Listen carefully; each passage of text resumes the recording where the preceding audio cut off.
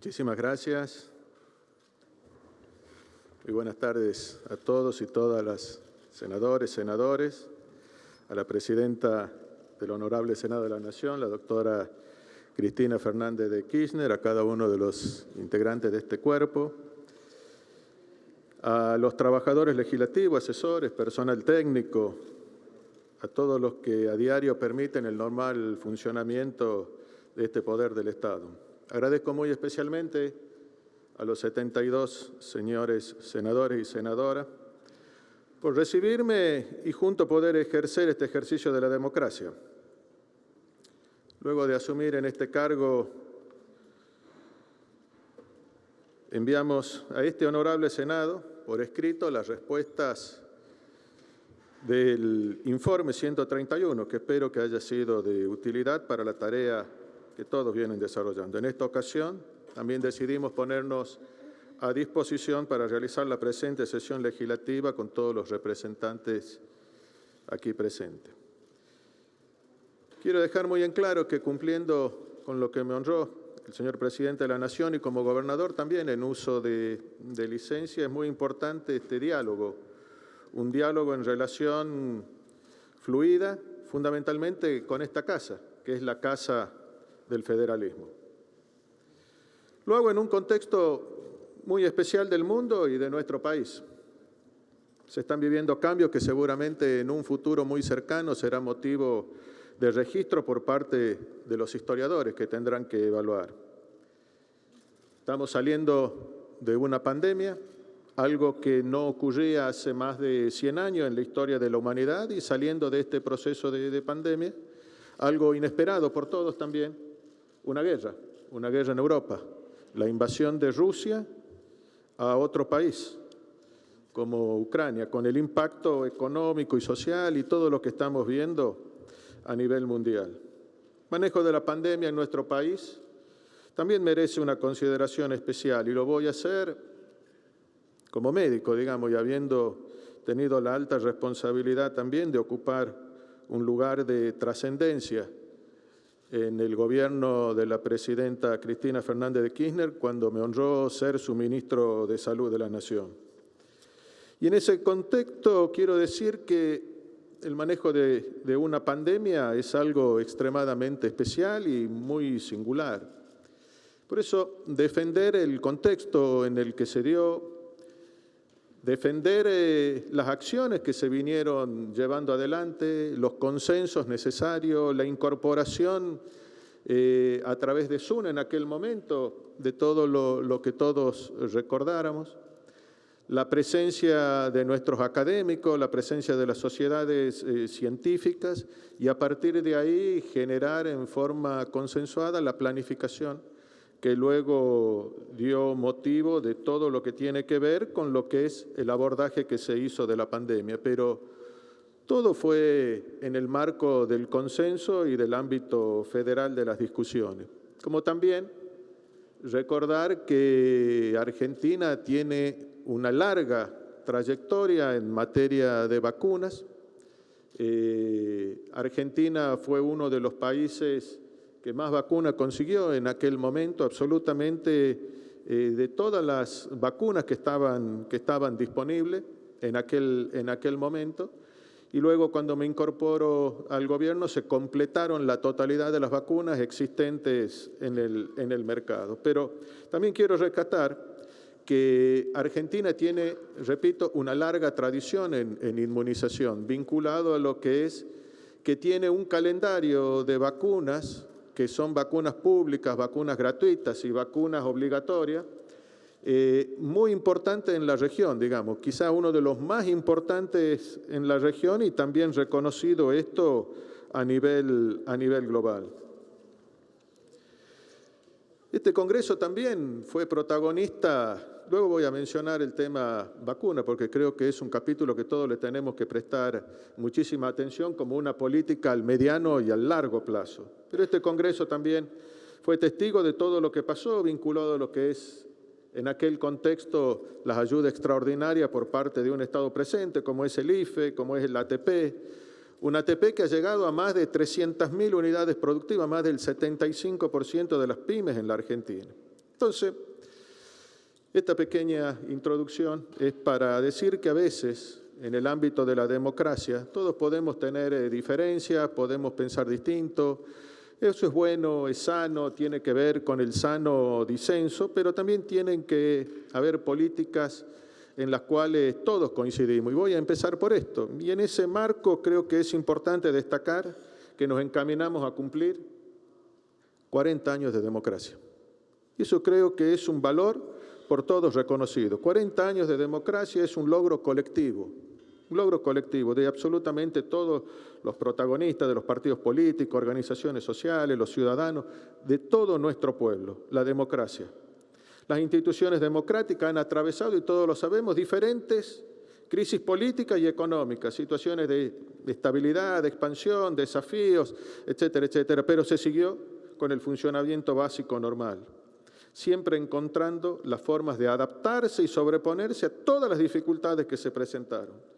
Pero también hay que decir que a 40 años también tenemos que hacer un análisis. Nuestro sistema democrático tiene deudas pendientes con nuestra sociedad, y eso también tiene que ver con la defensa a ultranza de esta convivencia que procuramos defender.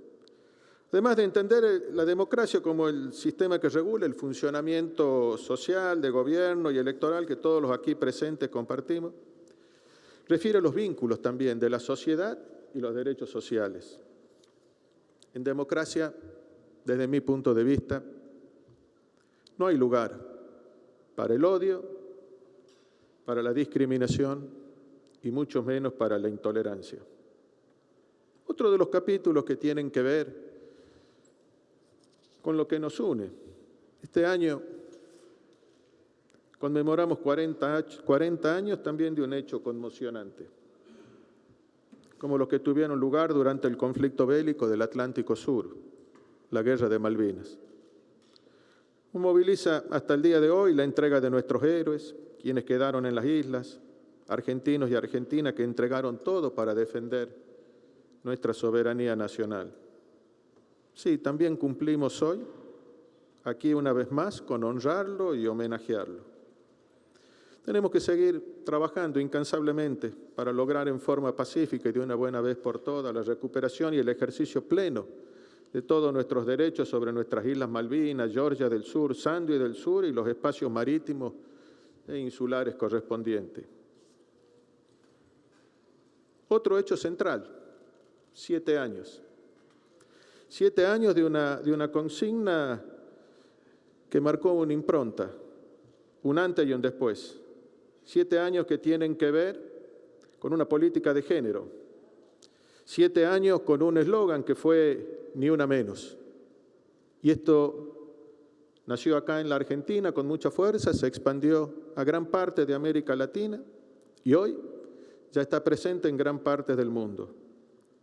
Desde el primer día de gestión, este gobierno, nuestro gobierno, hizo de las políticas de género uno de sus ejes rectores, y esto se tradujo tanto en la creación del Ministerio de Mujeres, Género y Diversidad, como de políticas específicas y respuestas concretas a situaciones de violencia y vulneración de derechos que atraviesan muchas personas.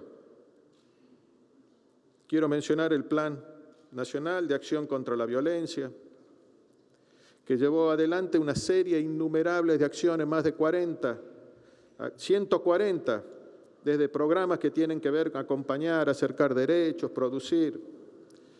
El día de ayer también antes de ayer conocimos un hecho que nos llena de enorme responsabilidad, indicando que uno de los valores de medición más importante, la tasa que tiene que ver con el femicidio en la Argentina 2022 con respecto al 2021, descendió. Sí, descendió. Esto es un informe de la Corte Suprema de Justicia de la Nación. Descendió 13%. Pero por ahí, a veces es complejo cuando uno empieza a hablar de tasas y números. Por eso voy a personalizar. Estos son que en el año 2020 fueron asesinadas 287 mujeres, femicidios. Y en el año 2021 esto se redujo a 251. Pero esto nos obliga a redoblar mucho más los esfuerzos.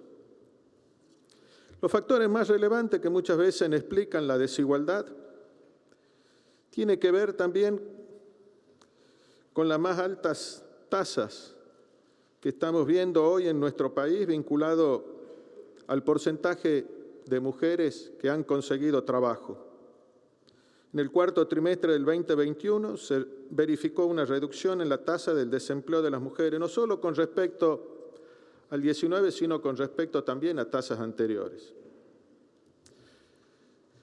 Señoras senadores y senadores, hemos dado respuesta a cada una de las casi 1000 preguntas que nos han efectuado.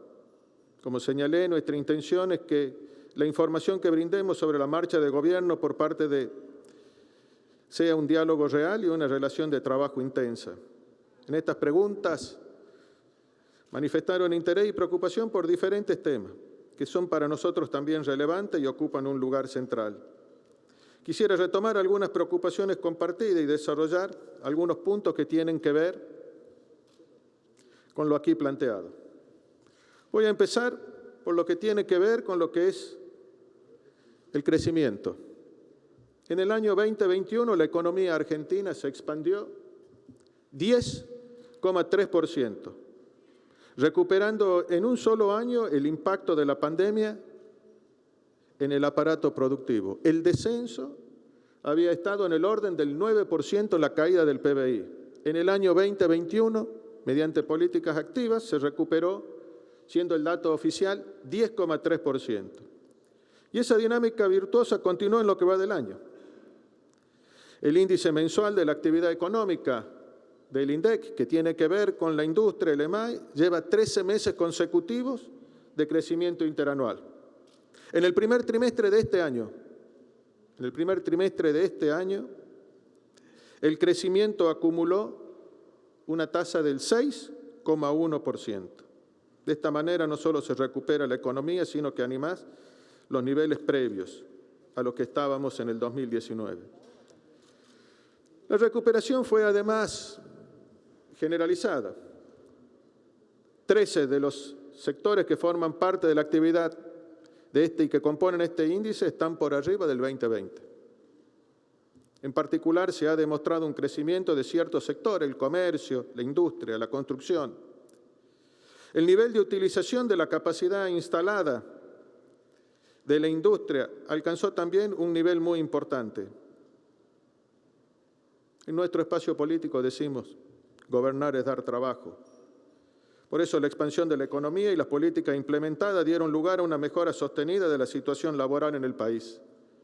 Hace poquitos días, dentro de estos indicadores, asistíamos a un acto vinculado a los obreros de la construcción. En aquel acto, el motivo del encuentro era que habían recuperado en este periodo de tiempo 200.000 puestos de trabajo, acercándose a los 400.000 puestos de trabajo, y tienen previsiones de seguir incrementando. Esto fue en la UOCRA.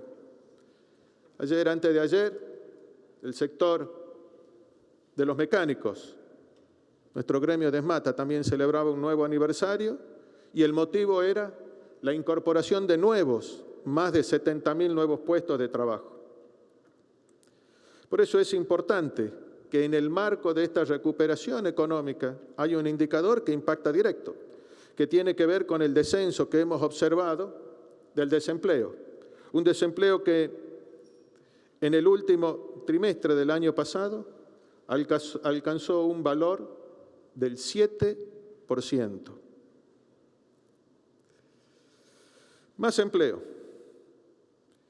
Entre los trimestres 20 y 21, solo para mencionar algunos datos, 1.300.000 personas accedieron a un trabajo a lo largo y ancho de nuestro país. Estos son los indicadores, porque muchas veces hablamos en tasa y en cifras, y en realidad hay que hablar de hombres y mujeres que han conseguido trabajo. 1.300.000 personas.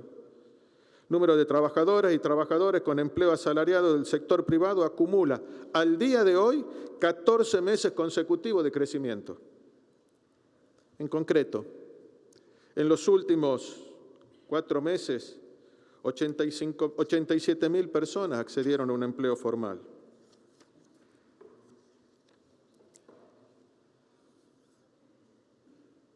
Por eso, en este contexto de recuperación económica, agradecer todas las herramientas legislativas que este honorable cuerpo sacó para poder llevar adelante, pero también decirle que hay que seguir sumando herramientas legales y sumando leyes para que este sendero de recuperación con producción y trabajo siga adelante.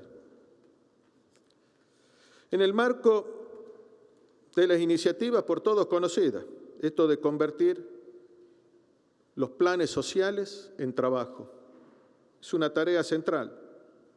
Todos sabemos y lo repetimos a diario, el trabajo es el primer ordenador de nuestras vidas y el motor del modelo de un desarrollo sustentable, el trabajo. Son esos valores y esa convicción los que nos hacen impulsar la transformación de los programas de asistencia social para que pasen a tener un empleo genuino. Las cifras oficiales hablan de más de 1 millón de trabajadores y trabajadoras de la economía popular.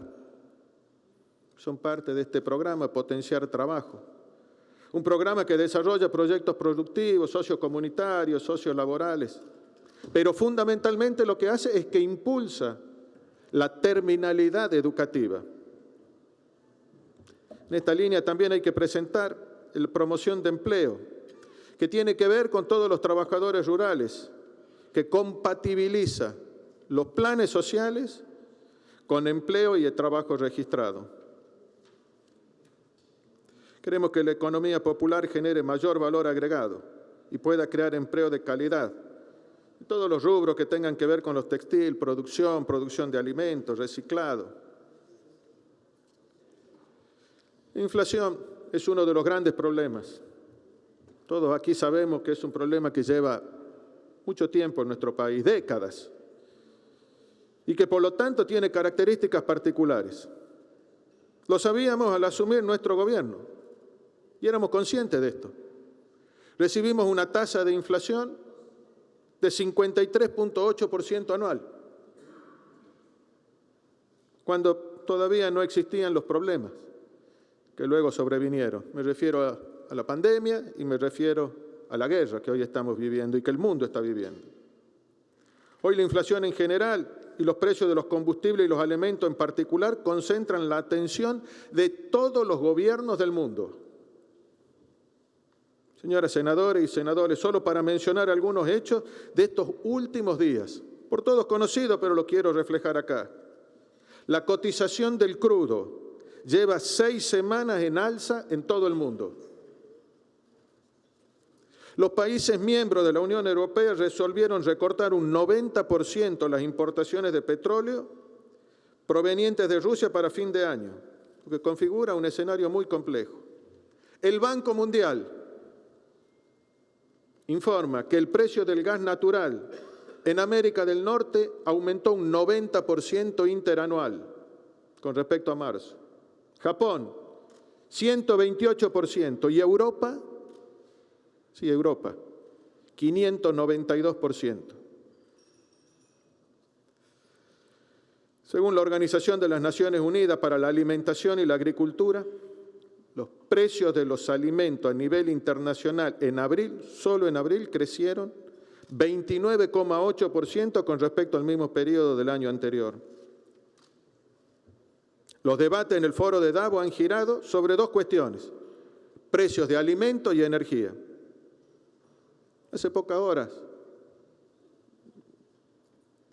en la televisión informaban que el propio presidente de América del Norte y el titular de la FED de ese país manifestaban su enorme preocupación por esta temática.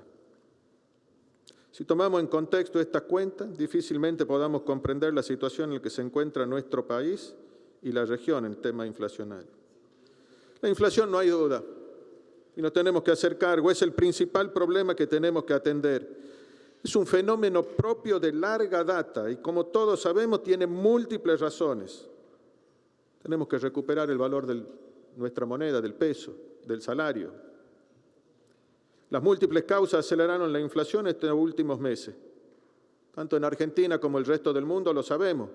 La pandemia, las complicaciones de la pospandemia, en las cadenas global de valor, Y finalmente ahora, la guerra en el corazón de Europa.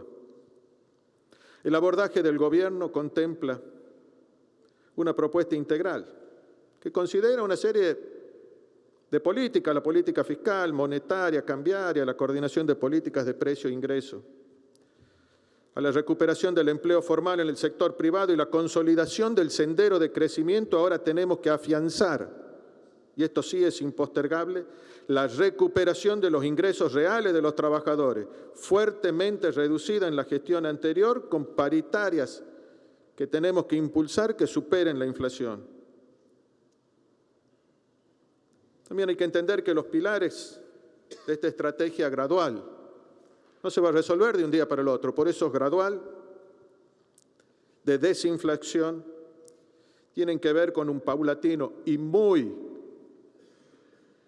progresivo reducción del déficit fiscal, junto a la reducción gradual también y muy progresiva del financiamiento del Banco Central al Tesoro, la reconstrucción del mercado de deuda también en moneda doméstica y el fortalecimiento de la producción de todo lo que son bienes transables, potenciando la productividad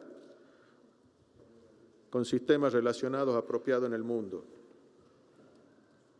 Creemos y actuamos siempre en función de una economía equilibrada que promueva, acelerando el ritmo de producción e inversión, sin que nadie quede atrás. Hace unos días, nuestro gobierno presentó una propuesta que tiene que ver con el régimen de acceso a divisas para producción incremental de hidrocarburos. Apunta a generar certidumbre e incentivos para fomentar las inversiones en la producción de un sector clave.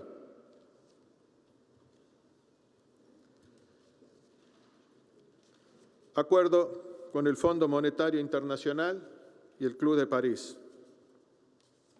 Todas las acciones para reducir la inflación que hemos mencionado están orientadas a la construcción de un marco macroeconómico consistente que nos permita un crecimiento sostenido. Eso es lo que se buscó. Primero, arreglando nuestros compromisos y nuestras deudas con el sector privado externo, más de 100.000 millones de dólares. Posteriormente llegó el turno del Fondo Monetario Internacional. Yo vine acá también a explicar cuáles eran las condiciones. ¿Por qué teníamos que acordar con el Fondo Monetario Internacional? ¿Cuáles eran las herramientas a las cuales nuestros funcionarios habían llegado y acordado para poder seguir adelante? Teníamos que evitar el fantasma del default. Y finalmente eso se logró. Por eso, este próximo paso, acordar con el Club de París, tiene que ver con esto de seguir ordenando nuestras cuentas a nivel internacional. A veces no logramos todo lo que buscamos, pero es importante seguir en este camino. Nosotros, nuestro gobierno, el espacio político al que pertenezco, nunca hubiera asumido semejante nivel de deuda. También hay que mencionar que también por decisión de nuestro gobierno, y para siempre, eso espero, cada vez que un gobierno necesite arreglar o tomar deuda en moneda extranjera, tiene que pasar por este Parlamento, y así lo hicimos nosotros. Son por todos conocidas las metas que este acuerdo ha establecido. Es importante subrayar que no fueron metas impuestas, sino tratamos en todo lo posible de que esto sea una propuesta de nuestro gobierno dentro de lo posible en el marco de las políticas públicas trazadas. Metas fiscales, acumulación de reservas, atienden a generar las condiciones para que la inflación comience a desacelerarse sosteniblemente. Por eso hoy también le vengo a mencionar que nuestro gobierno llegó a un acuerdo con el Club de París para prorrogar los pagos hasta el próximo vencimiento, el 30 de septiembre del 2024, mientras se avanza en un entendimiento que seguramente será en los próximos meses. Todo este proceso de normalización de deuda pública con normativos con los organismos internacionales permitió además regularizar nuestra relación financiera con otros países, los cuales exigían para otorgar créditos multilaterales o seguir con esta dinámica tener previamente un acuerdo con el fondo. Y es por esto que también lo hicimos. Mejorar el poder adquisitivo. Al tiempo que tomamos medidas a favor de las inversiones, tenemos que poner en marcha un conjunto de medidas para sostener y mejorar el poder adquisitivo de nuestra población. Recientemente, todos saben, 13,6 millones de personas están recibiendo refuerzos de ingreso, fundamentalmente para los sectores más vulnerables. 7,5 millones representan a trabajadores informales y 6,1 millones a jubilados. Montos que van en cuotas de 9.000 pesos a los 18.000 pesos y los jubilados 12.000 pesos. Esta medida implica una inversión de más de 200.000 millones de pesos y esto se suma a una serie de acciones que viene haciendo nuestro gobierno vinculado a lo que es el aumento en la tarjeta alimentar, incremento de las asignaciones, bonos para jubilados, pensionados en el mes de abril. También a todos nuestros trabajadores en relación de dependencia alentamos también la reapertura de paritarias, un mecanismo virtuoso que sostenemos y que sigue dando su fruto en el diálogo tripartito entre trabajadores, empresarios y el Estado. Recientemente se determinó una suba del piso del impuesto a las ganancias, que se incrementará de 225.000 a más de 280.000 pesos. Esto también es importante porque en el año 19 esto era alcanzado por más de 2.100.000 personas y hoy lo afecta a 944.000 personas. Por eso, quiero decir textualmente la palabra del Papa Francisco, quien sostuvo que el factor fundamental para recuperarse de la crisis que nos fustiga es una economía a medida del hombre, no sujeta solamente a las ganancias, sino anclada en el bien común, amiga de la ética y respetuosa del medio ambiente. Avanzar hacia ese objetivo significa un esfuerzo aún mayor para los gobiernos, mientras la guerra en Europa genera fuerte desbalance entre precios relativos, con alza, como lo vimos, en energía y alimento. La guerra con Ucrania. El canciller estuvo acá, fue muy claro, fue muy explícito. La posición de nuestro gobierno. La Argentina condenó en los espacios multilaterales que corresponden, pertinentes, la agresión de la Federación Rusa a Ucrania y exigió también en todos los ámbitos que corresponden el cese inmediato al uso ilegítimo de la fuerza, hecho reñido con el derecho internacional y violatorio de los principios y propósitos de la Carta de las Naciones Unidas. Sostenemos que una solución duradera solo se alcanzará por medios pacíficos. Por eso en todas las instancias multilaterales, cada vez que pudimos hicimos un llamado a la paz y a desescalar el conflicto, así como a contribuir a que todas las partes involucradas regresen inmediatamente a una mesa de negociaciones. Hemos expresado nuestra enorme preocupación por el gravísimo deterioro de la situación humanitaria generada en Ucrania. Cientos de miles, millones de desplazados y refugiados. Algo que no veíamos en el corazón de Europa desde hace décadas. La Argentina mantuvo una posición consecuente con su tradición política exterior. La condena al uso ilegítimo de la fuerza y el respeto de la integridad territorial y los derechos humanos como ejes cardinales de nuestra política exterior. Por nuestra historia y la lucha de nuestro pueblo, nuestro país ejerce hoy un liderazgo y una referencia internacional en cuestiones de derechos humanos. Durante este año, en el año 2022, nuestro país ejerce la presidencia del Consejo de Derechos Humanos, que se da por primera vez en la historia en Naciones Unidas. Así, la Argentina ha condenado, en el marco del respeto a la solución pacífica de las controversias y en defensa de la paz y la seguridad internacional, las acciones de Rusia. Esto se reflejó en lo actuado, tanto en el principal órgano del sistema de Naciones Unidas, la Asamblea General, cuanto en el ámbito de los derechos humanos, en el organismo pertinente en función del tema en cuestión, es decir, el Consejo de Derechos Humanos. Pero también quiero decirle cuáles han sido nuestras participaciones y los lugares más relevantes, con las resoluciones más relevantes que hemos apoyado en este tema. El 3 de marzo se adoptó en la Asamblea General una resolución que deplora la agresión rusa y reafirma la soberanía, independencia política e integridad territorial en Ucrania. 3 de marzo. El 24 de marzo se adoptó en el marco de la Asamblea General de la ONU una resolución que exige a Rusia el cese inmediato de hostilidades. El 7 de abril se adoptó la resolución por medio de la cual se suspendió a Rusia en el Consejo de Derechos Humanos. Pero la Argentina, producto de esta guerra, va a tener un impacto ineludible. Somos productores de alimentos e importadores netos de combustibles. Los efectos de la guerra dependen de la magnitud con que se modifiquen también los precios internacionales de dichos productos. En algunos casos podrán tener algún efecto positivo sobre nuestras exportaciones. En otros casos va a impactar sobre la balanza comercial, generando una mayor cantidad de divisas. Mayor exportaciones de commodity.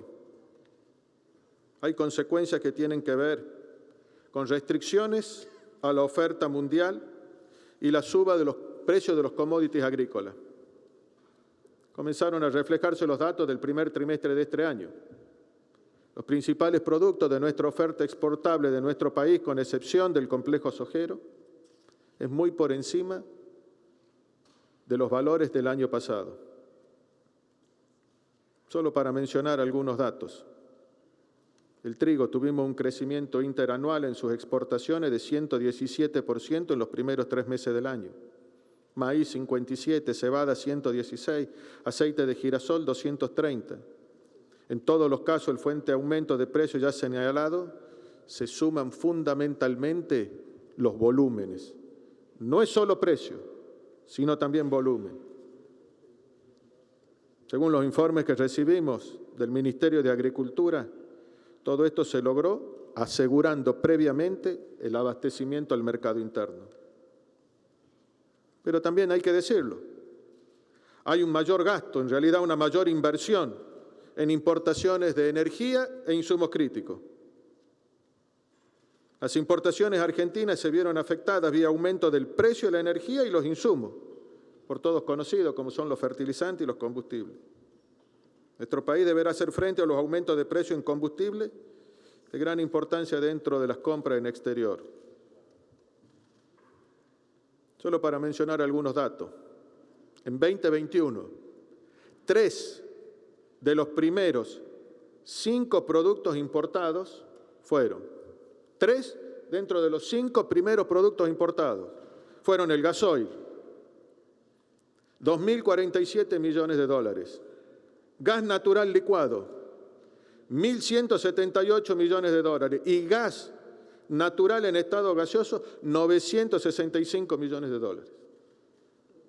En el primer trimestre de este año, las importaciones de gasoil tuvieron un incremento interanual en estos 3 primeros meses del año. El incremento de las importaciones de gasoil, un incremento de 416%, lo que significó un aporte adicional a lo que les acabo de mencionar de 1.709 millones de dólares.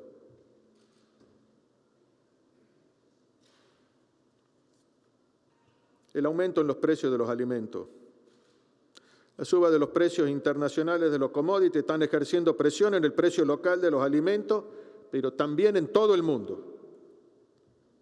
A su vez, los aumentos registrados en los precios internacionales de algunos insumos clave para la producción agropecuaria, fertilizantes, gasoil, tienen todo su impacto en la cadena de la industria alimentaria. Estas dinámicas se reproducen en los países desarrollados y más importantes del mundo. Por el aumento del precio en la energía, registran récord países más desarrollados del mundo en inflación. Voy a mencionar solo algunos. Países que habían desterrado, que no conocían hace décadas procesos inflacionarios. Alemania alcanzó en marzo una suba anual del 7,6%, la más alta en los más de 40 años. España, 9,8% registra su inflación interanual más alta desde el año 1980. Y América del Norte, 8,5% de inflación, la más alta en los últimos 40 años. Datos de producción, de inversión en materia energética. Uno de los temas sobre los que recibimos consultas los señores senadores fue la cuestión energética. Este tema es central para poder sostener el crecimiento que estamos llevando adelante en nuestro país. Por supuesto que el normal abastecimiento de energía es fundamental en el marco de un modelo de producción y empleo que se viene desarrollando en nuestro gobierno. La producción de petróleo en la Argentina durante el mes de abril fue la más alta desde el año 2011, con récord histórico en la producción de petróleo no convencional. Estos resultados también significan más energía, más producción, más trabajo para todos los argentinos y argentinas del interior. La producción de energía significa también en sí misma una enorme oportunidad. Todos sabemos. La vedette hoy en el mundo, el litio. La segunda mayor, somos los grandes productores de litio a nivel mundial, las grandes reservas están acá, la segunda mayor reserva en el mundo. La segunda mayor reserva de gas no convencional, shale gas.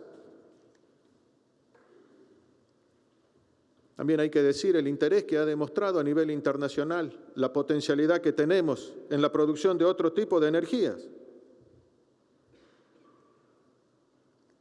Energías limpias, energías renovables, el hidrógeno verde, que ya está en marcha. Recientemente reactivamos con fuerza la construcción de las dos represas en el sur de la Argentina, Néstor Kirchner y Zepernik.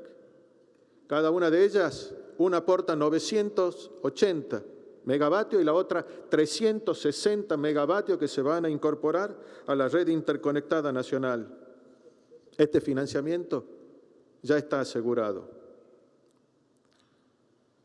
Quiero ratificar también que a la fecha ya está adjudicada la provisión de todos los insumos estratégicos mediante licitación pública para la puesta en marcha del gasoducto Néstor Kirchner. Asimismo, todos los estudios de impacto ambiental también están en proceso de presentación entre las autoridades regulatorias provinciales.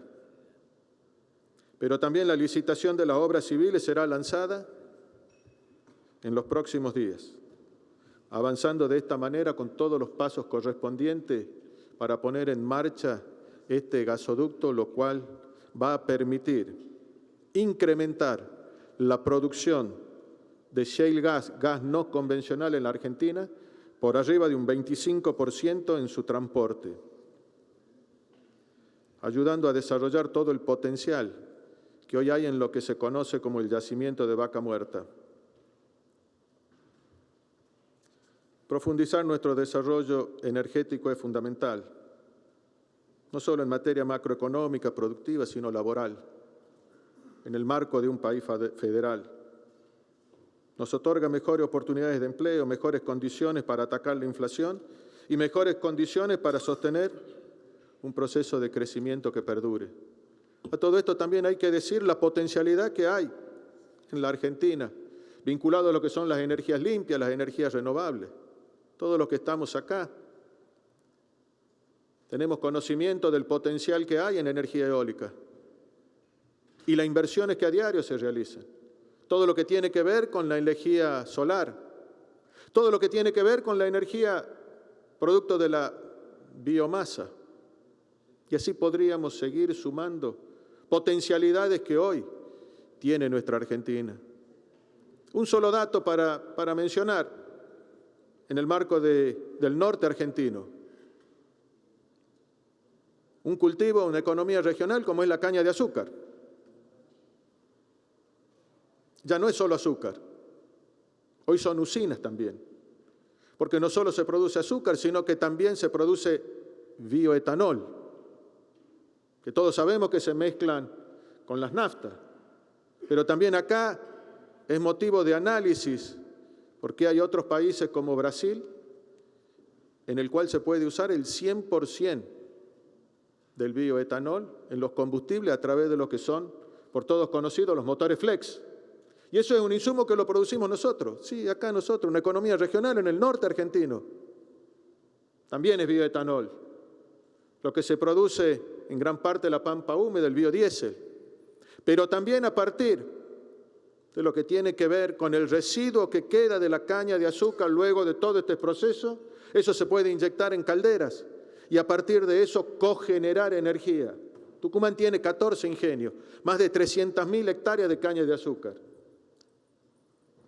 Si tuviéramos la posibilidad y la inversión de que cada uno de estos ingenios tengan las herramientas necesarias para cogenerar energía, se podrían estar produciendo hoy más de 550 megas. Esto creo que es la potencialidad que hay en el interior de la Argentina y es lo que tenemos que ver de generar las herramientas para que esto se ponga en marcha. La educación. Venimos de una pandemia y todos sabemos cómo impactó la educación en la Argentina y en el mundo. Y es una política central, una política del mediano y largo plazo.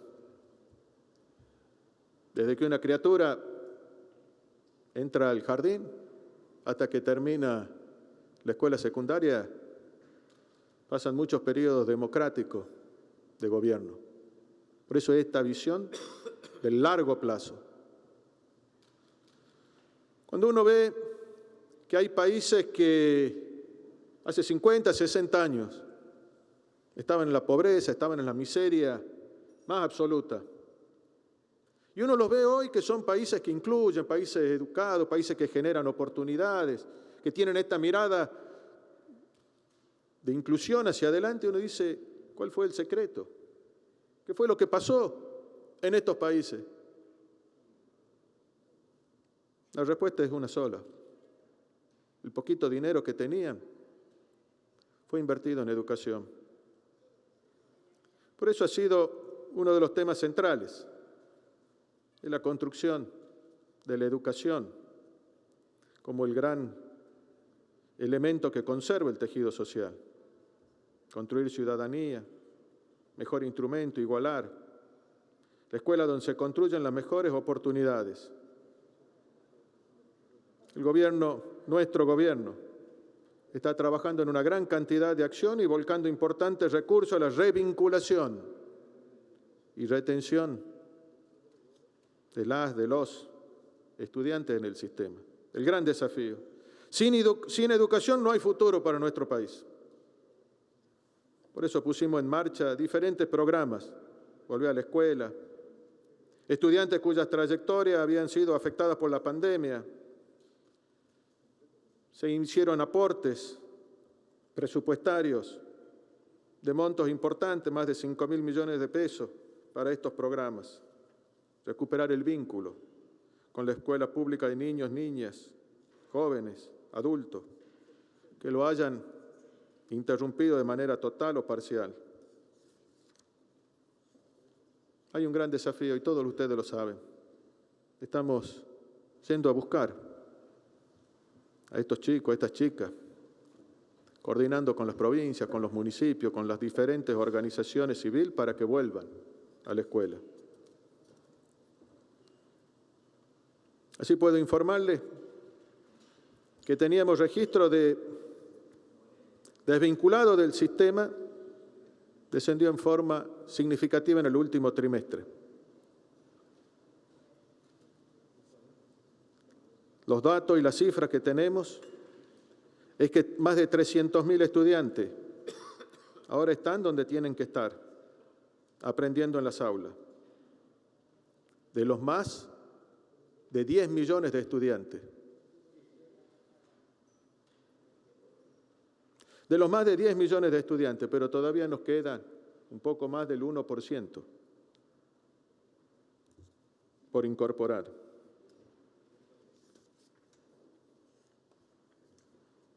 Tan importantes como estar en el aula es estar conectado al conocimiento, a los libros, los documentos y a los textos enteros. Ministro, le pedimos que por favor vaya redondeando la idea, ya que pasaron 6 minutos del tiempo reglamentario. Muchas gracias.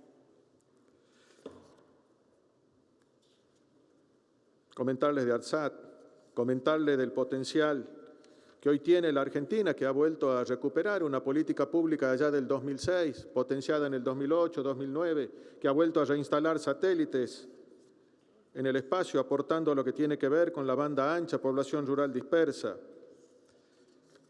Hay un sinnúmero de políticas públicas que tienen que ver con lo que es la ciencia y la tecnología. Este Parlamento ha votado leyes que tienen que ver con la ciencia y la tecnología, pero acá detenerme solo en dos.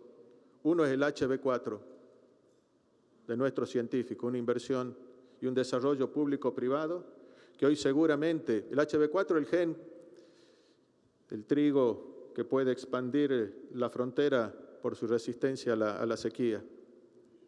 Esto ya está y se está expandiendo. El otro tiene que ver con algo que próximamente se va a inaugurar, que tiene que ver con el Instituto de Enfermedades Tropicales en la hermana provincia de Misiones, enfermedades que se llaman también enfermedades desatendidas, enfermedades de la pobreza, y que el Estado Nacional, allá por el año 2011, 2014, 2015, hizo una inversión muy importante y que hoy está a punto de concluir. Pero también hay para ir terminando, digamos, hay un desafío que todos tenemos que entender. El 85% de la ciencia y la tecnología en Argentina está en el área metropolitana. Hay que federalizar, y esto creo que es el gran desafío que tenemos hacia adelante. Por eso, son muchos los temas para hablar, para comentar. Yo les quiero agradecer a la totalidad de los senadoras, de los senadores, el tiempo Yo quedo a disposición para receptar las inquietudes, las preguntas, y a partir de eso poder iniciar un diálogo franco que nos lleve a la Argentina que todos buscamos. Muchísimas gracias a todos.